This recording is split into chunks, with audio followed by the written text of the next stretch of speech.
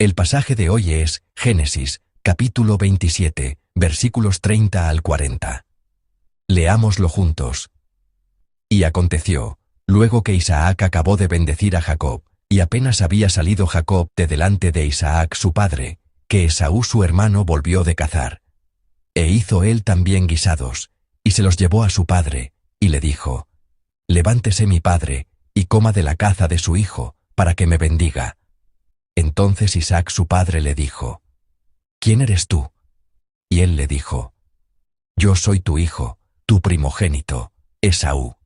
Y se estremeció Isaac grandemente, y dijo: ¿Quién es el que vino aquí, que trajo caza, y me dio, y comí de todo antes que tú vinieses?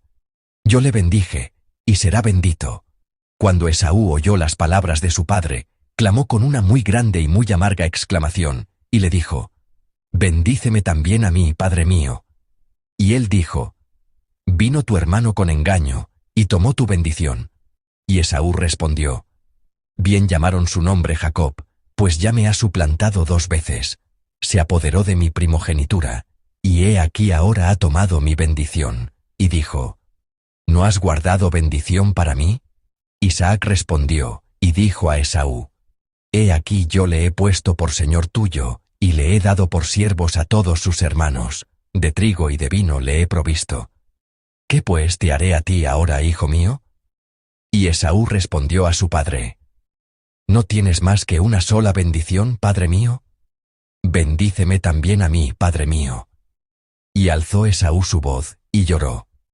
Entonces Isaac su padre habló y le dijo: He aquí, será tu habitación en grosuras de la tierra, y del rocío de los cielos de arriba. Y por tu espada vivirás, y a tu hermano servirás. Y sucederá cuando te fortalezcas, que descargarás su yugo de tu cerviz. El pasaje de hoy comienza en el versículo 30. Y aconteció, luego que Isaac acabó de bendecir a Jacob. Esta breve frase contiene un significado inmenso, porque se refiere a que Jacob, el segundo hijo de Isaac, engañó a su padre, y recibió en su lugar la bendición que debía recibir el primogénito, Esaú. Isaac le había dicho a Esaú que cazara y le preparara un guiso especial. Pero mientras Esaú estaba de caza, Jacob preparó el guiso, se disfrazó de Esaú, y fue a ver a Isaac antes que él, y recibió toda la bendición que su hermano debía recibir. Luego, Jacob se alejó de Isaac y salió. Inmediatamente después, la segunda parte del versículo 30 continúa: y Esaú su hermano volvió de cazar. Al volver de cazar, Esaú preparó un guiso especial, y fue a ver a su padre Isaac.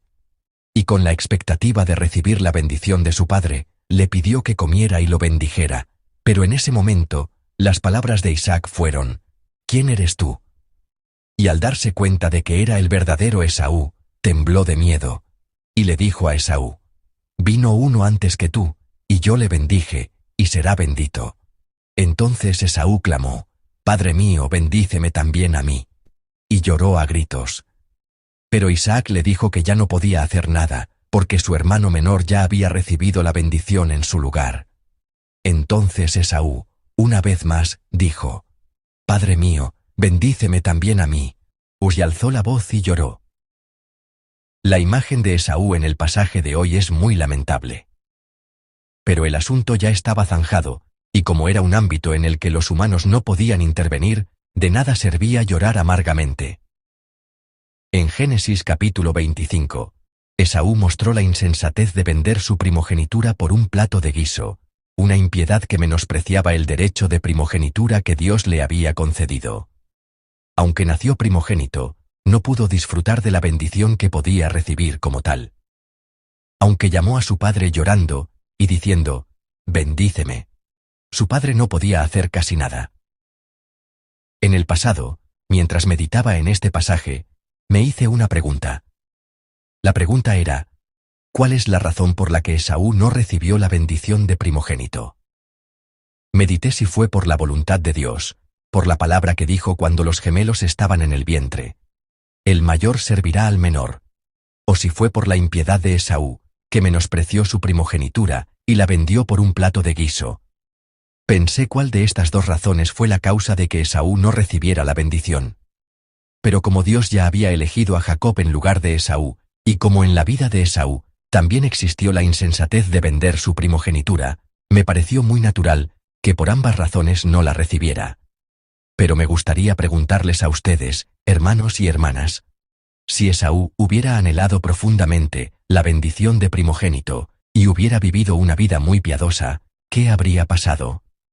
Me gustaría que se preguntaran si, en caso de que Esaú hubiera amado a Dios más que Jacob y hubiera vivido una vida verdaderamente más piadosa que Jacob, habría podido disfrutar de la bendición de primogénito. Entonces, nos sentiríamos un poco más incómodos al hablar de la razón por la que Esaú no recibió la bendición. Pero hay algo claro. Y es que para que la voluntad de Dios se cumpla, existen el ámbito de Dios y el ámbito del hombre. Dios tiene una voluntad definida para el hombre, una voluntad que inevitablemente se cumplirá. Este es el ámbito de Dios. Por eso, Jacob no tenía más remedio que recibir la bendición de primogénito. Por otro lado, el ser humano tiene el deber de actuar dentro de la voluntad definida por Dios. Este es el ámbito humano. Por lo tanto, Esaú debería haber vivido una vida piadosa con todas sus fuerzas. El ser humano no puede hacer nada con la voluntad de Dios. Ese es el dominio exclusivo de Dios. Y el ser humano tampoco puede conocer plena y completamente cuál es la voluntad de Dios. Por eso, el ser humano, sin saber cuál es la voluntad de Dios dentro de su plan definido, debe vivir piadosamente con todas sus fuerzas, esperando que se cumpla plenamente. Mientras meditaba en el pasaje de hoy, pensé en el rey Saúl. El rey Saúl es el primer rey de Israel. Era de la tribu de Benjamín. Pero si conocemos Génesis capítulo 49, versículo 10, no podemos sino sorprendernos de que Saúl se convirtiera en rey. Leeré Génesis capítulo 49, versículo 10. No será quitado el cetro de Judá, ni el legislador de entre sus pies, hasta que venga Silo, y a él se congregarán los pueblos. Génesis 49 es el testamento que Jacob dio a sus 12 hijos. Dios, a través del testamento de Jacob, nos dijo que de la tribu de Judá saldría un rey. Pero Saúl, el primer rey de Israel, no era de la tribu de Judá, sino de la tribu de Benjamín. Entonces, ¿por qué Saúl se convirtió en rey? ¿Estaba equivocada la profecía? Podríamos pensar que sí, pero no es así. Ese es el ámbito de Dios. Los humanos no podemos conocer toda la voluntad de Dios. Sin embargo, esta promesa de Dios, esta palabra de Dios, de que establecería el reinado a través de la tribu de Judá, se cumplió a través del rey David. David fue el segundo rey de Israel, y era de la tribu de Judá. Entonces, podríamos pensar así. ¿Qué pasa con el reinado de Saúl? ¿Por qué se convirtió Saúl en rey? Podríamos tener el pensamiento incómodo de que, como Dios había predestinado el reinado para la tribu de Judá, el rey Saúl existió solo temporalmente, como una niebla, como un parche, hasta la aparición de David. Pero lo que está claro es que Dios, como lo había prometido, estableció un reinado eterno a través de David, que era de la tribu de Judá. Sin embargo, algo que debemos saber con certeza es que Dios también tenía un plan a través de Saúl, a través del rey Saúl. Leeré Primera de Samuel, capítulo 13, versículos 13 y 14.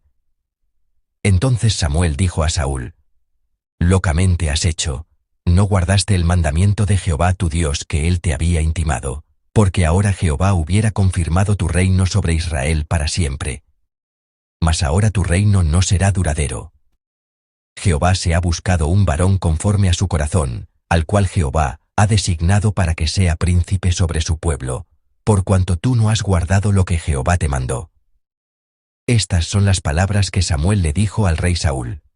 Samuel le dijo al rey Saúl que esperara, que él vendría después de una semana. Pero el rey Saúl tuvo mucho miedo en medio de la guerra, y al pasar la semana y no llegar Samuel, no pudo esperar más y ofreció él mismo el sacrificio, a pesar de ser el rey. Entonces, justo cuando terminaba de ofrecer el sacrificio, llegó Samuel, y al ver la escena, reprendió a Saúl con las palabras que acabo de leer. Esta palabra es verdaderamente asombrosa e increíble, y es que Dios había preparado un reino eterno a través del rey Saúl. Aunque Dios había dicho que establecería un reinado eterno, a través de Judá, de la tribu de Judá, también tenía este plan tan grandioso, a través del rey Saúl de la tribu de Benjamín, que no era de Judá. Pero este plan tan grandioso e inefable fue frustrado por la desobediencia de Saúl. Así, el ser humano no puede conocer toda la voluntad de Dios. Lo único seguro es que Dios tiene su voluntad y la cumple dentro de su ámbito.